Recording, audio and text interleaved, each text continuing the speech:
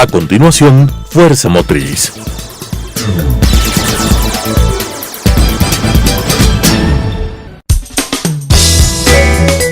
Clasificación A. Apto para todo público.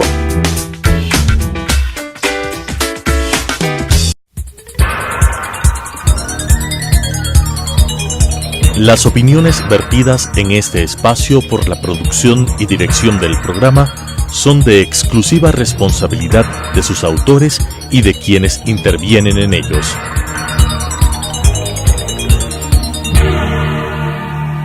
Telesucesos Canal 29 UHF presenta Fuerza Motriz, con temas de interés del sector automotor, estadísticas e industria automotriz, entrevistas a empresarios, curiosidades y consejos, con la conducción de Pablo Ordóñez y con el respaldo de AEADE, Asociación de Empresas Automotrices del Ecuador. Fuerza Motriz. Hola, ¿qué tal? Bienvenidos a su programa Fuerza Motriz, un programa de entrega semanal en donde hablamos sobre diversos aspectos en relación a la movilidad, el medio ambiente, el tránsito vehicular, la contaminación también y todo aquello que ustedes, los ciudadanos, tienen preocupaciones, sobre todo dentro del distrito metropolitano. Un espacio que debemos destinar también es a todo aquello que tiene relación a los controles, todo aquello que tiene que ver con el antifraude. Hablamos mucho de la corrupción y la pregunta que hacemos es ¿qué estamos haciendo nosotros, los individuos? ¿Qué estamos haciendo los gremios para evitar que esto ocurra? Para este efecto hemos invitado a una persona que creemos tiene un conocimiento amplio, es la MBA doctora Grace Álvaro, quien es actualmente socia fundadora de IDEA Consulting FIL Compañía Limitada. Tiene una amplia trayectoria la doctora Grace Álvaro, cuenta con más de 16 años de experiencia en empresas multinacionales y locales, lideró proyectos de auditoría interna, control interno, prevención, detección e investigación de fraudes organizacionales, finanzas y control interno, en fin, diversos aspectos de prevención, que es lo fundamental. Lo más importante no es corregir el problema una vez que ocurre, lo más importante tiene relación con la prevención, lo que ocurre antes de un siniestro. Hemos hablado en los temas de accidentes de tránsito y siempre hablamos de la prevención del siniestro y no de la corrección una vez que ya las personas han tenido un accidente o han fallecido. ¿Qué tan común es el fraude en los concesionarios? Se oye, se habla de la corrupción. Bienvenida a nuestro programa. Muchas gracias, Pablo. Sí, la verdad es que los concesionarios en realidad sí hablan del tema de fraude, sí hay un tema que hay oportunidades de mejora, no como en todas las industrias en realidad. No es un tema puntual de concesionarios, sino que es en todas las industrias. Entonces, efectivamente, el fraude es más común de lo que uno cree en realidad. Entonces, lo importante de todo esto es que definamos desde el inicio qué es fraude. ¿Por qué digo esto? Porque para muchas empresas, en realidad muchas industrias, a veces se convierte en una práctica común algunas cosas que no están bien.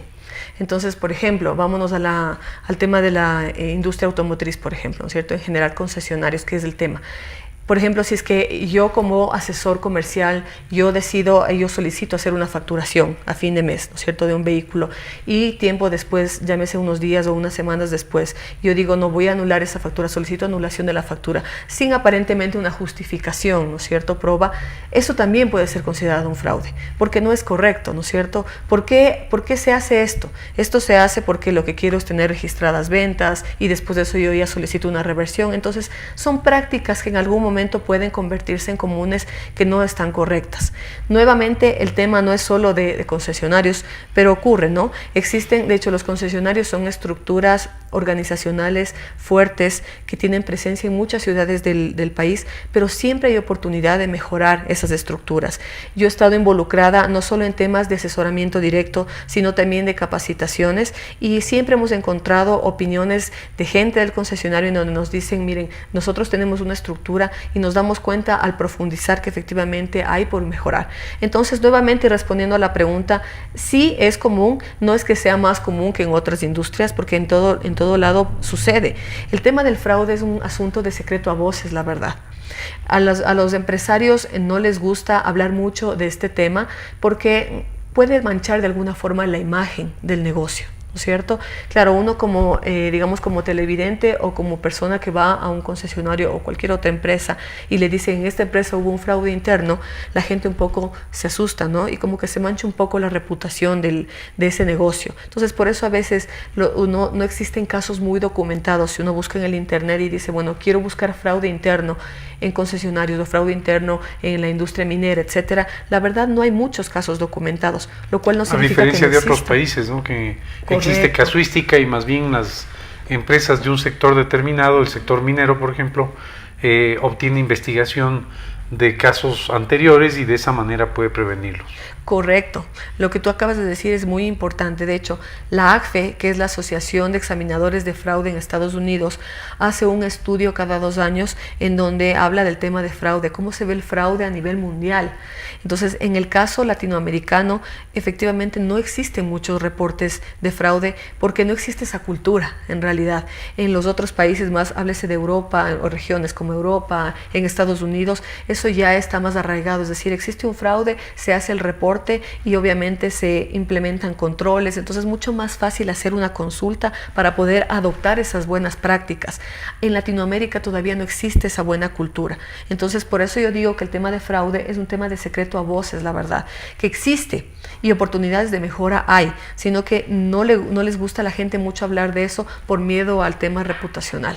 En general el sector automotor evidentemente tiene oportunidades de mejora, pero en general se lo ve como un sector formal, como un sector que cumple con obligaciones en su mayoría con las autoridades, paga impuestos, en fin. De todas maneras, existe esa posibilidad, existe ese riesgo. ¿Hay sectores que son más vulnerables al tema del fraude o también estamos dentro de ese ámbito en el sector automotor? También se está dentro de ese ámbito en el sector automotor. ¿Por qué? Además de los concesionarios, además de los reportes normales que se hacen, me refiero a la superintendencia de compañías, por ejemplo, al SRI, que lo hacen las otras compañías, recordemos que los concesionarios también tienen reporte a la UAFE, a la Unidad de Análisis Financiero y Económico, ¿no es cierto?, por el tema de lavado de activos. Entonces, eso les obliga a los concesionarios aún más a tener controles internos fortalecidos, porque el tema este de lavado de activos y otros delitos del crimen organizado es un tema muy delicado y que efectivamente los concesionarios, la industria automotriz en general, es muy sensible. Entonces, si hablamos de sensibilidad, efectivamente sí es sensible de este tipo de delitos, ¿no? Y como digo, eso le obliga al concesionario incluso a tener controles internos fortalecidos, a que se establezca una estructura interna en donde todo confluya. Y aquí me gustaría hablar de que es importante que en los concesionarios haya un tema de el gerenciamiento. Es decir, todo el cuerpo gerencial debe hablar sobre el tema de prevención de fraude. Eso es muy importante.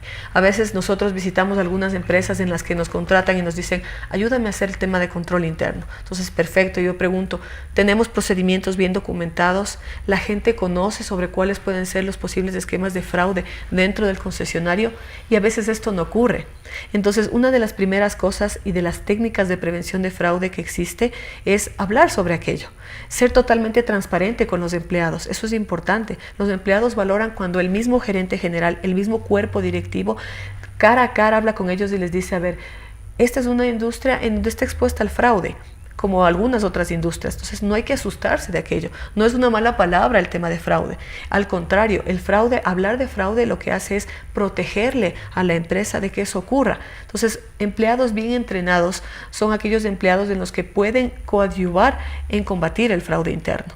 Entonces, eso es la primera parte que es muy importante. Tú mencionaste en una de tus respuestas del tema relativo a la cultura. Los ecuatorianos en general y dependiendo de la provincia de donde estemos, consideramos que muchos de estos temas son temas de práctica común. No pasa nada, esto es normal. ¿Cómo hacemos para cambiar esa cultura? Hay otros países un poco más desarrollados donde el tema de fraude es parte de la cultura, el tema de prevención es parte de la cultura. Sin embargo, acá el no pasa nada hace precisamente que sí pase. ¿Cómo hacemos para cambiar la cultura? Y más aún, en ciertas provincias hay está mucho más marcado el tema del no pasa nada. ¿Cómo ves tú este tema cultural? Sí, bueno, como todo tema cultural, la verdad es un proceso. Y efectivamente, como tú lo dices, la realidad latinoamericana en realidad no solo es de Ecuador, sino la realidad latinoamericana es que a nosotros nos falta mucho en realidad para entrar a una cultura de combate de fraude y de ética, integridad y todo lo que va alrededor, ¿no es cierto? ¿Y cómo podemos empezar a cambiar esta cultura? Con conocimiento, como lo dije anteriormente. Lo primero es capacitar y hacerle entender a la gente que no es que no pasa nada, porque sí pasa. Lo que sucede es que la gente tiende a tener algunas prácticas que no son correctas porque no le ha pasado nada, lo cual no significa que no le puede pasar. Entonces hay muchos casos en donde nosotros podemos hablar y podemos decirles documentados, miren, esto ha sido lo que se ha hecho como práctica común y sí ha sucedido. Entonces, y ha sucedido cosas terribles como lo que estábamos hablando. Si llega a fraguarse un tema de fraude interno y eso después se hace una publicidad hacia afuera, me refiero de los clientes, el riesgo reputacional es súper alto. En realidad el negocio puede perder mucho con aquello. Entonces, yéndonos respondiendo a tu pregunta, lo primero es el conocimiento. La gente tiene que entender qué es fraude, que hay prácticas que por más comunes que sean no son correctas, que no está bien, ¿no es cierto?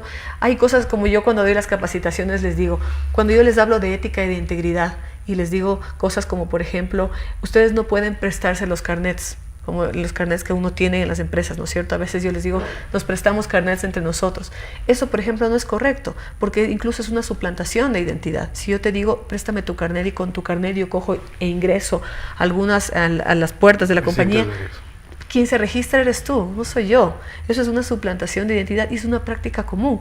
Entonces, este tipo de cosas que parecen sencillas, que es una cosa obvia, a veces la gente ya lo hace como práctica común.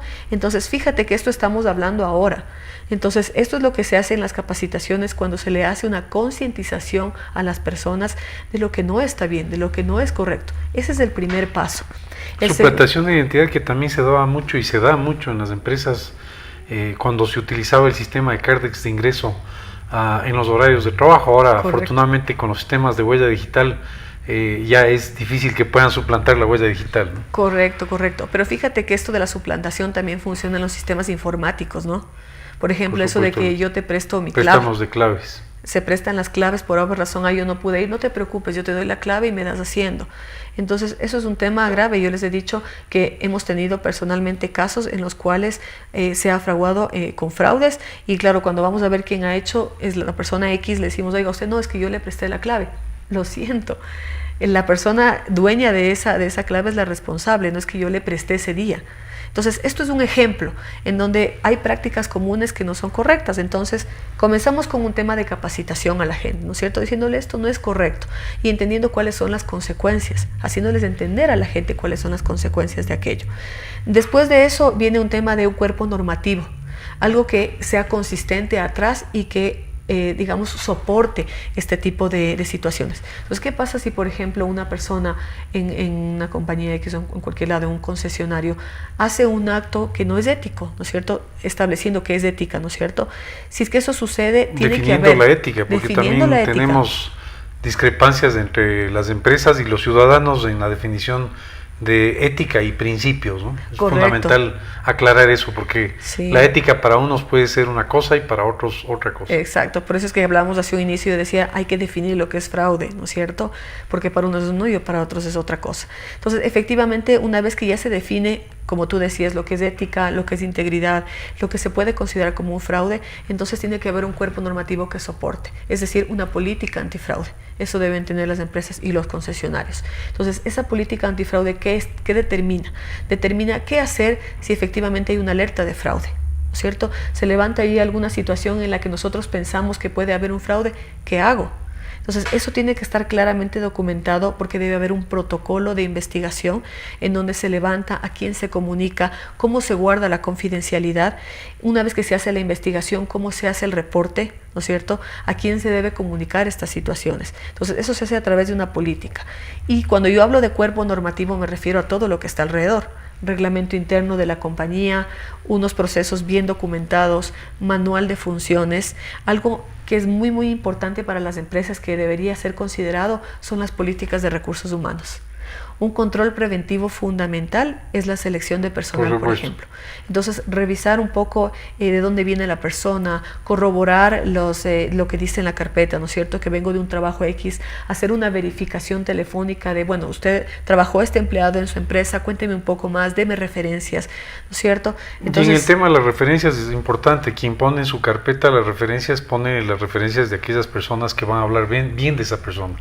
En este proceso de selección, generalmente, las malas referencias no constan en la hoja de vida. Claro, eso es verdad. Esa perspicacia es muy importante en el proceso de selección. Sí, eso es totalmente cierto.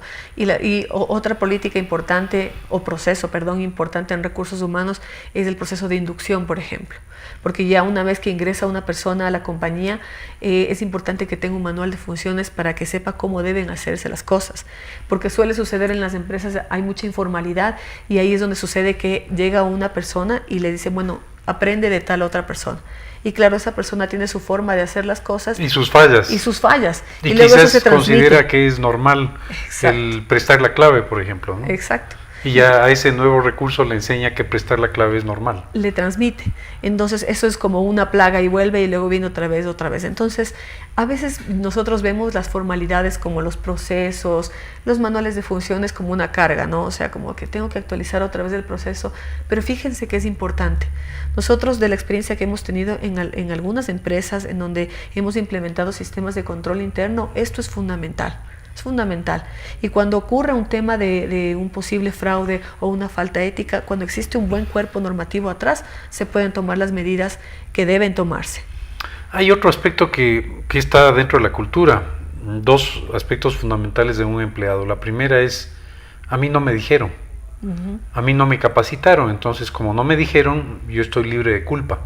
El primer elemento de nuestra cultura. El otro elemento de la cultura es... yo lo hice de buena fe, es decir, no está esta persona involucrada directamente en el fraude, sin embargo forma parte de la cadena que da lugar a un fraude mucho mayor. Entonces la reflexión a veces de nosotros los ecuatorianos es, yo lo hice de buena fe, entonces también estoy libre de culpa. ¿Cómo se maneja este tema cultural complejo en estos dos ejemplos? Bueno, el hecho de que yo lo hice de buena fe es un tema subjetivo, porque no hay forma de comprobarlo. Es decir, yo también puedo decir, bueno, yo me sustraje dinero de la caja y lo hice de buena fe porque tuve una necesidad. Entonces es un acto de buena fe. Pero realmente eso no funciona así, ¿no? Hay reglas específicas en una compañía en donde se dice, bueno, yo no puedo tomar el dinero de la caja para un beneficio propio. Entonces, y en detrimento de la organización. Esa es la definición de fraude, ¿no es cierto? Es un acto engañoso o doloso en beneficio propio y en detrimento de la organización. Entonces, si yo tomo dinero por más buena fe que yo tenga, es un acto que no debo hacerlo. Entonces, nuevamente volvemos al tema cultural, que es verdad, hacemos las cosas porque pensamos que es común. O sea, yo, por ejemplo, tengo una necesidad y puedo tomar ese dinero de la caja, pero no es lo correcto. Está claramente determinado que eso no es un acto ético, porque ese dinero no es suyo. Entonces, efectivamente, la gente trata de justificarse indicando, bueno, pero lo hice de buena fe. La verdad es que, y tomando ya en cuenta el tema legal, donde yo no soy una experta, no soy abogada, pero sí sé que en un tema legal eso es muy subjetivo. O sea, el momento en el que haya una sustracción de dinero, el hecho de que yo tuve una necesidad y lo hice de buena fe, no vale. No cabe para el juez. No cabe para el juez. Entonces, únicamente hubo una sustracción de dinero y eso tiene que ser, tiene que ser comunicado a las entidades respectivas legales y pues ya se aplicarán las sanciones que correspondan. Si miramos una organización, ¿cuáles son los indicadores más importantes de fraude? A ver, los indicadores más importantes de fraude, yo creo que hay dos cosas, ¿no?, que podemos analizar. La primera de ellas es entender que un fraude siempre ocasiona un daño para la organización, siempre. Cuando un fraude está ocurriendo, la compañía está perdiendo por algún lado. Entonces, un indicador de fraude puede ser, por ejemplo, en la parte financiera, ¿no es cierto?, que como yo digo, se pierde dinero siempre. En la parte financiera es fundamental hacer algunos controles, como por ejemplo, análisis de variaciones, ¿no es cierto?, establecer, por ejemplo, cómo va el tema de los gastos, cómo está la rentabilidad, cómo está el costo en función de los ingresos, en función de la rentabilidad, cómo está el flujo de caja, por ejemplo. Entonces, cuando el negocio no marcha bien, como a veces yo les digo, ¿no?, los empresarios se preocupan mucho porque de pronto el negocio no me está dando lo que yo estoy esperando. Pueden haber razones, obviamente, de estrategia de negocio, pero puede ser que hay otra razón. Hay de pronto razones operativas, hay razones de control que no están funcionando bien y por ahí se está yendo el dinero. Entonces, cabe la oportunidad para decirles a los empresarios que es muy importante que tomen en cuenta una evaluación de riesgo de fraude. Es una evaluación únicamente, una matriz donde uno evalúa el impacto y la probabilidad de los posibles esquemas de fraude que pueden ocurrir en las empresas, por ejemplo, en los concesionarios. Esto significa, idealmente, tener un grupo, ¿no es cierto?, multidisciplinario en donde, digamos, nos sentemos y hablemos de fraude. A ver, en esta industria, ¿no es cierto?, ¿por dónde me pueden hacer el fraude? Pensemos mal entre todos. ¿Y por dónde puede estarse fraguando un esquema de fraude? Y luego, ¿qué controles implementamos para que esto no suceda? Entonces, hablando de indicadores de fraude, uno de ellos puede ser en la parte financiera, ¿no es cierto? Cuando estoy teniendo muchos gastos o el negocio no va bien, ¿qué está pasando? Aparentemente tengo una estrategia de negocio que estoy siguiendo, pero no estoy ganando. ¿Por dónde se está yendo el dinero? ¿Qué está pasando? Bueno, hagamos una matriz de riesgo de fraude y veamos si de pronto por ahí hay un control que no está bien establecido o no está establecido y por ahí se me está yendo el dinero, ¿no es cierto? Esa es la primera. Otros indicadores de fraude ya son temas comportamentales también, ¿no es cierto? En donde, de hecho, la teoría de fraude lo que dice es, hay algunas situaciones que sí nos debe llamar una alerta.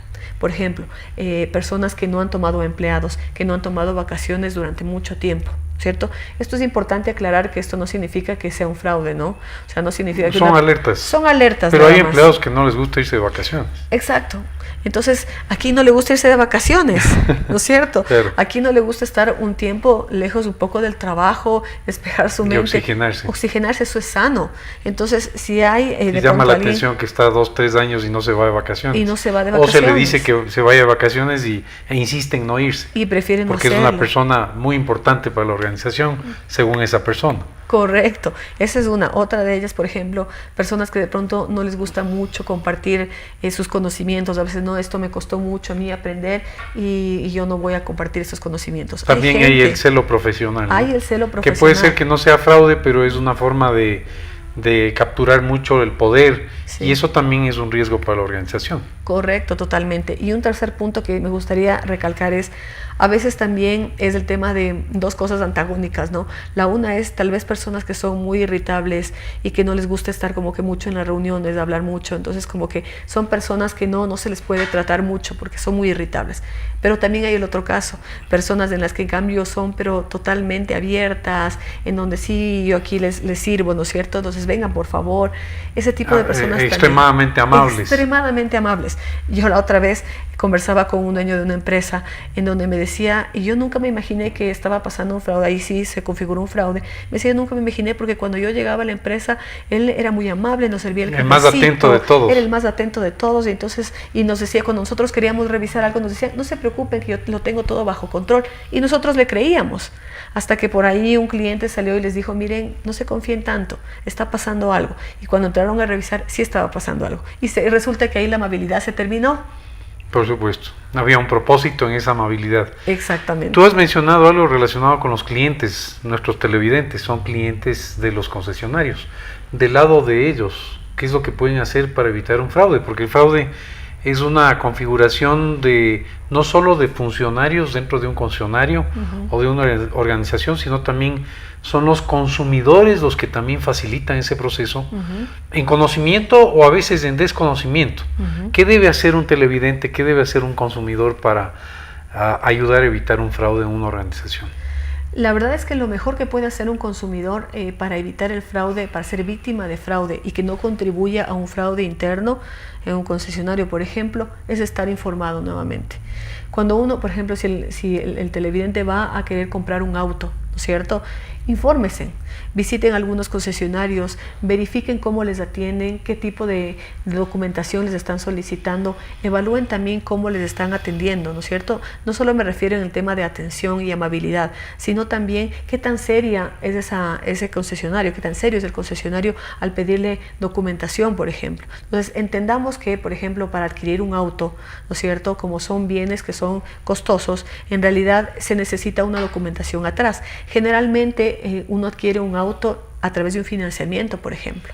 Entonces, ese financiamiento le va a solicitar al cliente o de la empresa, del concesionario, le van a solicitar al cliente documentación. Y eso es normal. A veces los clientes pensamos y decimos, pero ¿por qué me piden tanto papel? ¿Por qué me están insistiendo nuevamente en que pida que la cédula, que la recomendación comercial, etcétera? Eso le protege al televidente. Eso es un tema que realmente le protege y le dice que los procesos se están llevando a cabo correctamente. Más bien debería llamarles la atención a ellos o a ellas el momento que no exista el requerimiento de esa información. Sí. Conozca a su cliente, por ejemplo. Por ¿no? ejemplo, y lo que tú dices es muy importante. Al televidente debería llamarle la atención cuando, por ejemplo, le dicen, ¿sabe qué? Yo le voy a dar crédito, lléneme solo esto y deme su cédula. Y nada más. Entonces, cuando las cosas son realmente demasiado fáciles, yo les invito a que se pregunten si realmente es o no es correcto. Cuando le dicen, ¿sabe qué? Usted deme $100 y con $100 yo le reservo la casa de 2 pisos de 100 y pico de metros cuadrados, eso no existe. ¿Sí? Por no existe supuesto, y menos aún si ese adelanto de $100 es en efectivo. Es en efectivo. No existe evidencia a través de la caja del concesionario, sino que es una transacción privada entre dos personas. Lo que tú dices es fundamental y me permite aclarar nuevamente con los televidentes. El tema del efectivo, a veces dar dinero en efectivo, la gente es muy confiada, ¿no es cierto? Y dice, sí, yo le doy $100 en la mano y nos dan un recibo. Déjenme decirle que el recibo que se nos da, que es un papel en donde dice yo recibí ese dinero, muchas veces ya legalmente eso no nos ayuda en nada. Entonces, yo como televidentes, mi consejo después de todo esto sería que seamos informados respecto a las actividades que vamos a hacer, pensemos y también indaguemos en los concesionarios cuál puede ser el concesionario más serio cuando yo voy a comprar un auto, por ejemplo. Dudemos de aquellas cosas que son demasiado simples y demasiado sencillas, ¿no es cierto? Porque todo debe tener un proceso, más aún cuando se va a adquirir un auto, en donde es un bien que tiene un dinero, ¿no es cierto? Que cuesta un dinero y es un sacrificio para la persona que va a adquirir, entonces tiene que ponerlo en manos serias. Entonces eso es importante desde el punto de vista del televidente. Ha estado con nosotros la doctora Grace Álvaro, con quien hemos conversado sobre el tema del programa antifraude, concentrándonos un poco en el concesionario. Algo importante para Fuerza Motriz es contribuir al tema de la corrupción. Una de las maneras de contribuir a que esto no ocurra es precisamente con mecanismos de prevención en los concesionarios, en un tema integral de prevención, de concientización de aquello que significa el fraude organizacional, pero que viene atado e integrado a la contribución de ustedes, los televidentes, a través de la prevención. Sentirse cómodos cuando una organización les pide información, preocuparse si es que una organización les pide anticipos en efectivo, sobre todo que constan en recibos manuales del vendedor, evitar ese tipo de transacciones y sobre todo saber que el tema de la corrupción es un tema integral, es un tema no solamente del Estado, es un tema de las organizaciones privadas y es un tema de todos nosotros, los ciudadanos, que debemos estar atentos y alertas para hacer que este país sea un país mucho más limpio y mucho más transparente. Le agradecemos a la doctora Álvaro, quien ha compartido con nosotros estos temas tan importantes en su programa Fuerza Motriz, que es una coproducción entre AEADE, la Asociación de Empresas Automotrices del Ecuador, y Canal 29 UHF. Nos vemos la próxima semana. Las opiniones vertidas en este espacio por la producción y dirección del programa son de exclusiva responsabilidad de sus autores y de quienes intervienen en ellos.